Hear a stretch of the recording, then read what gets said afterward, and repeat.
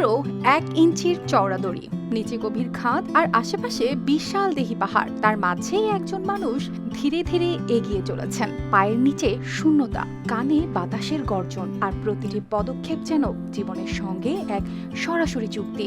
থামার সুযোগ নেই, ফিরে যাওয়ার পথ নেই, শুধুই সামনে এগোনো। চীনের ওয়েনজু শহরের কাছেই বাইঝ্যাংপু রিসোর্টে ঘটেছে এই অবিশ্বাস্য দৃশ্য। সেখানে নিজের জীবনকে ঝুঁকির মুখে ফেলে দড়ির ওপর হাঁটার সিদ্ধান্ত নেন দক্ষ টাইপ্রোপ ওয়াকার আসকার উবুলিকাইসিমো। চারপাশে নিস্তব্ধতা, শুধু বাতাসের শব্দ, আর নিচে গভীর খাদ। দড়ির উপর পা রাখার মুহূর্তে যেন সময় থমকে যায়। প্রতিটি পদক্ষেপ হিসেব করে ফেলতে হয়, সামান্য ভুল মানেই নিশ্চিত পতন।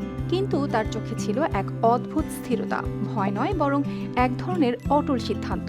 জানা যায় এই চ্যালেঞ্জ তার কাছে শুধু একটি পারফরমেন্স ছিল না, তিনি মনে করেছিলেন এটি তার দেশের প্রতি ভালোবাসা প্রকাশের এক বিশেষ উপায়। তাই নিজের জীবনের ঝুঁকি নিয়েই এই দুঃসাহসিক পদক্ষেপ নেন। এই মানুষটি আগে থেকেই বিশ্বজুড়ে পরিচিত, একাধিক বিশ্ব রেকর্ড রয়েছে তার ঝুলিতে। 2013 সালেই মাত্র 100 মিটার দড়ি সবচেয়ে দ্রুত অতিক্রম করার রেকর্ড করে তাক লাগিয়ে দেন সবাইকে। সেই অভিজ্ঞতা ও আত্মবিশ্বাসী হয়তো তাকে এমন একটি ঝুঁকিপূর্ণ সিদ্ধান্ত নিতে সাহস জুগিয়েছে।